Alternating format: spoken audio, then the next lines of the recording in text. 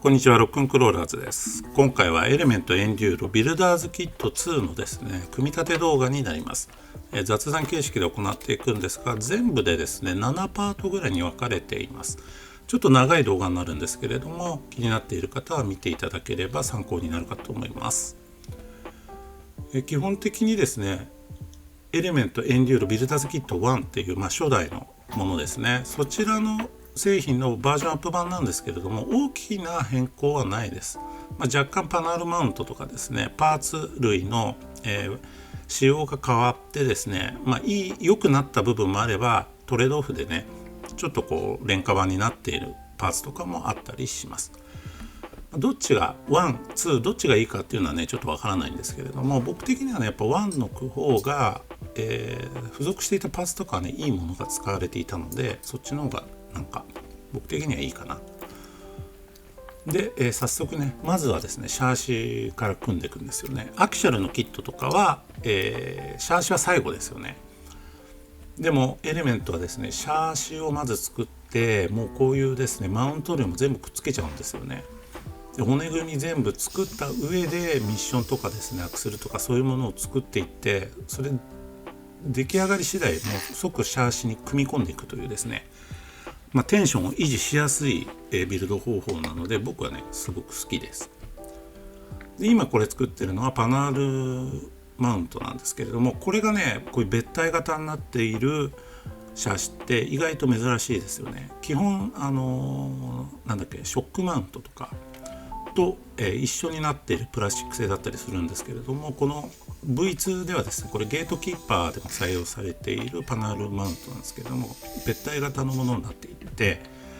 あれをねLCD シャシとかにも流用できるんで、結構 V2 のシャシキット、人気があるんだと思います。でこれ5色もやっぱりありますね。もうこれはねどのキットでもねありますよ。多分トラクサスはないけどね、アキシャルとかエレメントとかこの辺はね微妙なルコ色がどうしても出てきちゃいますね。ただ組み立ててるとこれこのネジで本当にいいのかなっていうのは分かってくると思うんで、そんなにね致命的なものではないです。詳しくはね僕のねブログの方でちょっと説明書のね、疑問点みたいなものをまとめたブログの記事があるので、そっち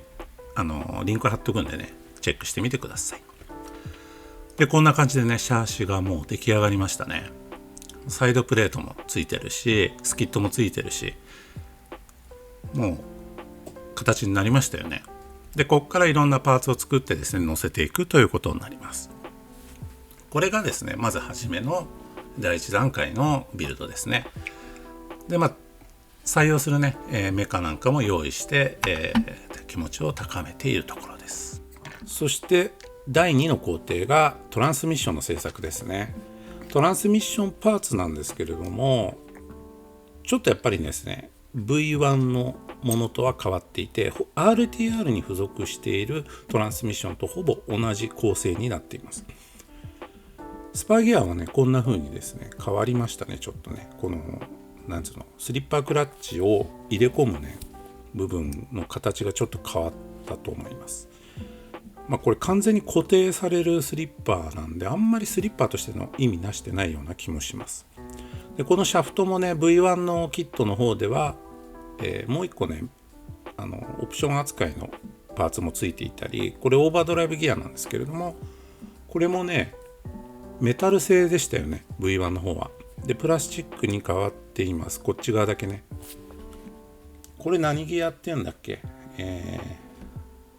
アイドラーギアじゃなくて、アイドラーギアはメタルなんですけれども、こっちのねドライブギアか、これがプラスチックになってます。でちょっとここが、今回の一番難しいポイントかな。難しいというかね、準備が必要なポイントになります。オーバードライブのことをちょっと説明しますが、こうやってねギアが前後でね同じ波数のギアがついている場合はオーバードライブしません。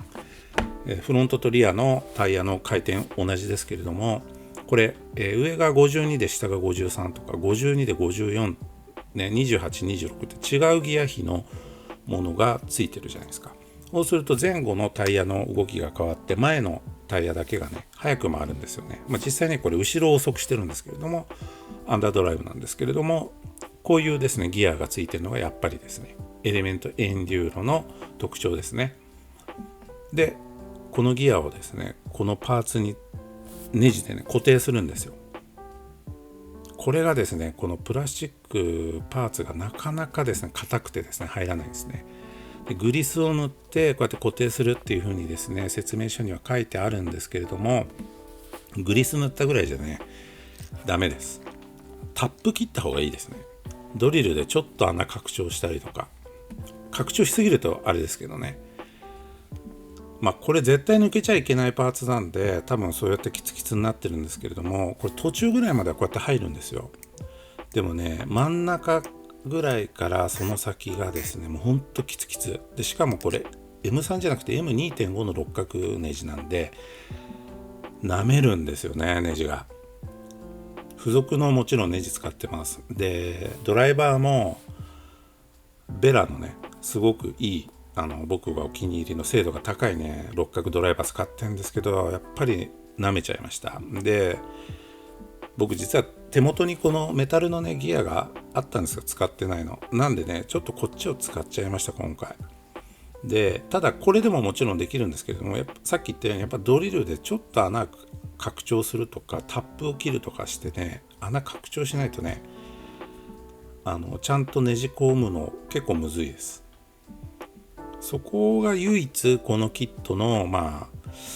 あれかな何点かなちょっと気になったところですね。海外のフォーラムとかでもそれ結構話題になってて、メタルギアにね戻してくれた方がいいのになっていうのはちょっと感じました。でそうこうしてるうちにねギア完成してきていますね。僕はもうねこのギア何度もねバラしたりして見慣れているんであれですけど、すごいシンプルな構造だと思います。ただこれあんまり低重心なトランスミッションではないんですよね、本当を言うと。カスタムパーツとかでね社外のねこれをねちょっとこうぐるっとね90度に回転させて低重心化するパーツとかもあるんですけれども、結構高さがあるんですよね。その辺がねもしかしたらエンデューロ2とかねで改善されたりするのかなとかね。SE エンデューロ SE ではね完全に低重心ミッションに変わってますけどね。そして今回使うのはこのリーディね、これもアソシグループですね。リーディのクローラーラドン 16T の5スロットのモーターです。かっこいいでしょ。ホームズホビーのモーターとかねもちろんいいんですけれども、ちょっと飽きた感じありますよね。もう定番すぎちゃって、やっぱこのリーディ昔からね有名なメーカーですし、クローラー用のモーターってことでねちょっと使ってみたいので導入しました。5スロットっていうところがまたいいですよね。そしてスパーギアをこうやってくっつけていきます。スリッパをね入れてこれで完成ですね。そしてトランスミッション完成したらこうやってねシャーシにすでに組み込んであるんですけれども組み込んでいきます。こうやってね1個ずつねできたら装着していくっていう、これがねいいところですね。そしてですねここまでが、第2工程、次はね第3工程ですね。アクスルの製作になりますね。エレメントエンデューロのアクスルっていうのはストレートアクスルになりますね。アキシャルの SCX-103 の一部マシンとかトラクサス TRX4 とかレッドキャット Gen8、 あの辺は多分2020年2019年とかそのあたりからポータルアクスルやっぱり流行りだしたんですよね、クローラーでね。で結構どのメーカーもポータルで出してきたんですけれども、もちろんポータルもいいんですけれどもね、でもやっぱストレートの方がシンプルだし構成パーツも少ないし重心も低いんで、競技向けの車両っていうのはやっぱストレートのことが多いですよね。 LCG とかでもね、もちろんポータルでもねいいものあるですけど、ここエレメントはねやっぱりその辺競技ブランドですからチームアソシエイテッドのブランドですからね、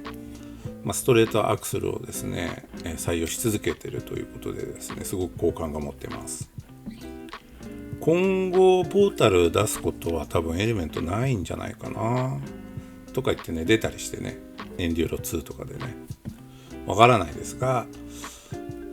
このエンデューロのストレートアクセルっていうのはですね、価格もですねパーツ単体でもですね売っていて、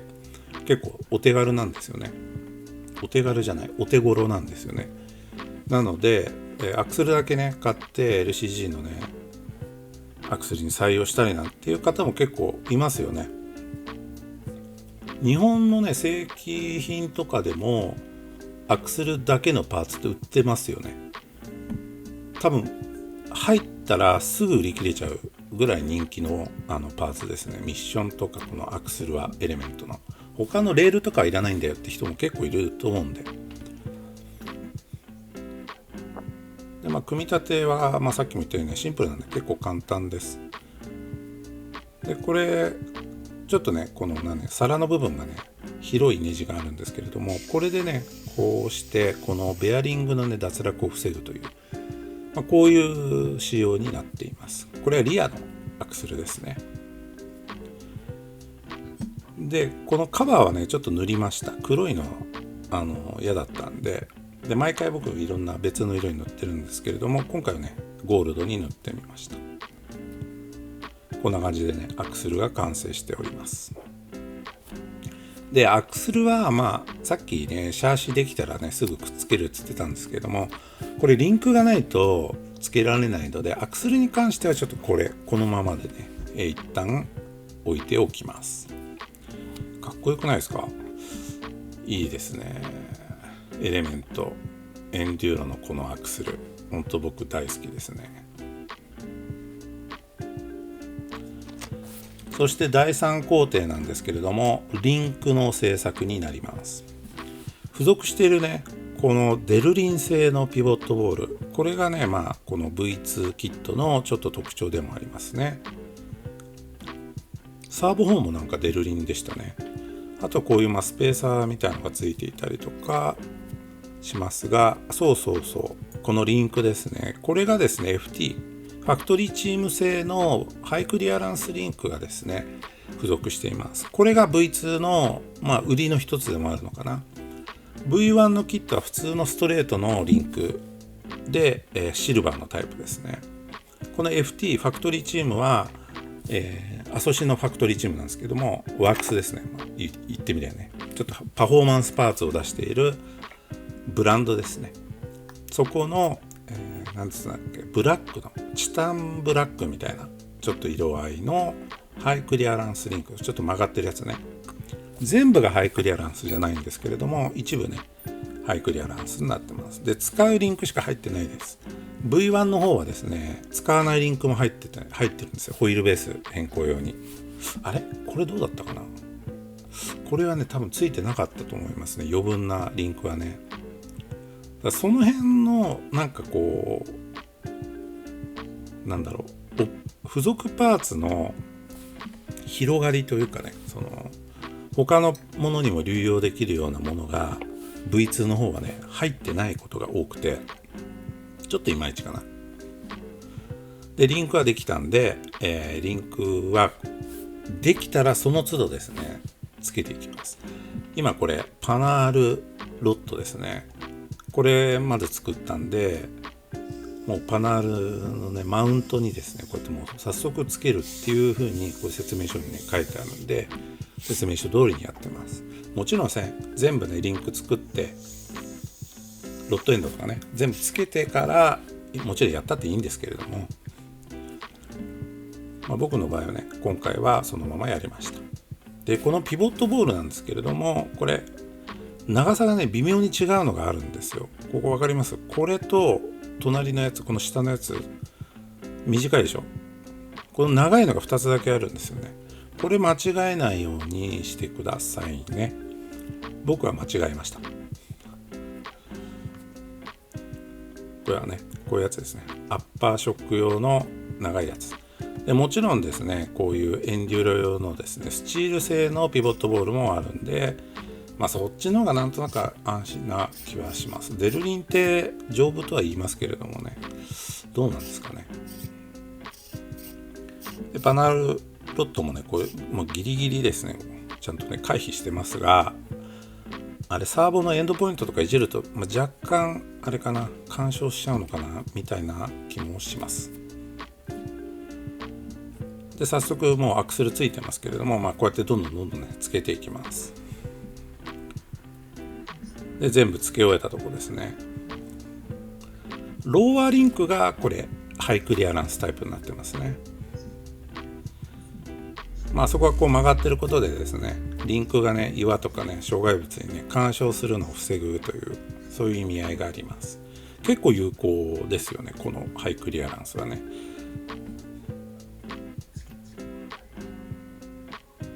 でもうだいぶ形になりましたよね、ここまで来たらね。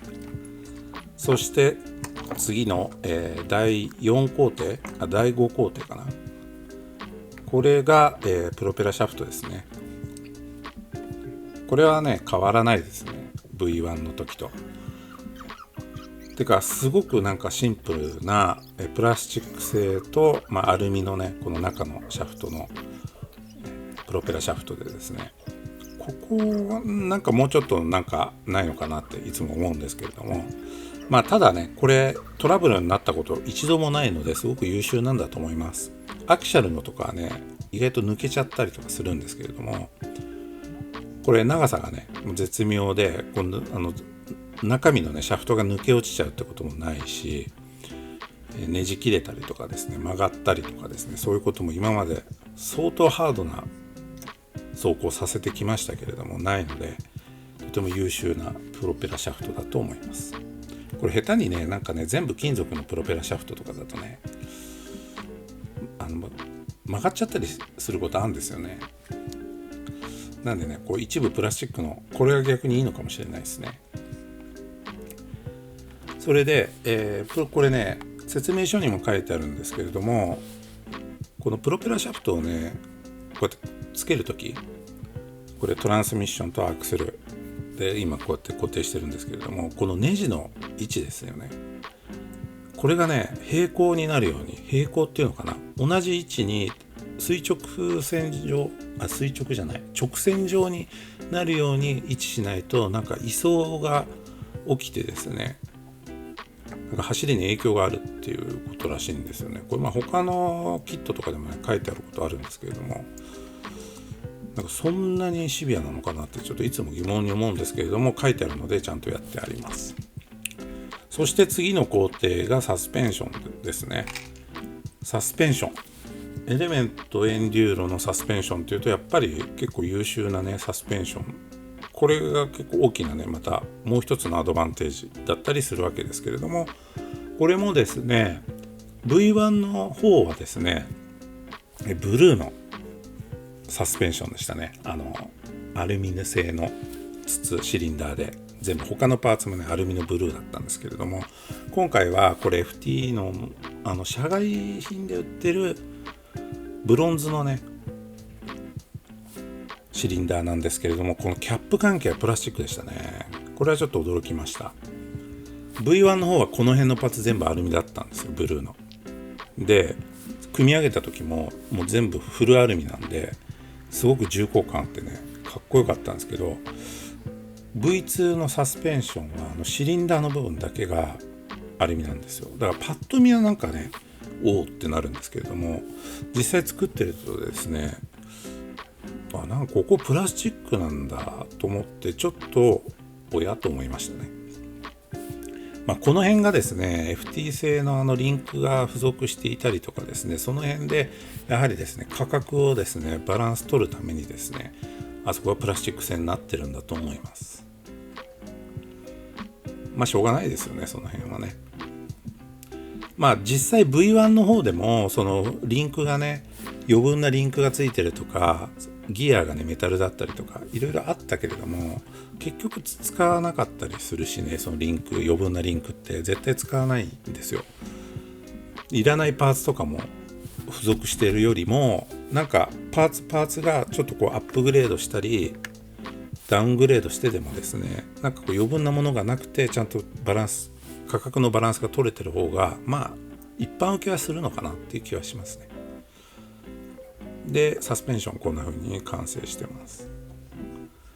でもうこれ、ね、つけてもうしたら完成ですよね。これね僕撮影しながら結構時間かかってやっちゃってるんですけれども、撮影なんかしないでね普通に組んだらですね、ほんと半日でいくんじゃないかな。半日楽しんでやれば1日でいきます。僕の場合はその撮影があったんで何日かに分けてねやってるんですけれども、こんな感じでですね、もうタイヤもつけてですねいい感じで仕上がりました。そしてもうメカもですね実は載せています。ホビーイングの 1080G2 にですね、サーボはこれ何だったかな、これ安いやつだ、安い30キロサーボだ。そんな感じでですねもう走れる状態にしました。あとはボディをねこれどうしようかなっていう思ってるんですが、以前ね載せていたセンデロボディブルーのねコルサグレーのやつですね、あれをですね載せてあげようかなとちょっと計画しています。ということでエレメントエンデューロ V2 キットのですねビルド動画でした。このキットね、アメリカ製の RC クローラー欲しいと思うならもう絶対おすすめの1台なんで、 RTR もいいですけれども、キットを買ってね好きなボディ乗せて好きなメカ乗せてねパフォーマンスが高い1台作ってみてはいかがでしょうか。ということで、そんな感じで終了です。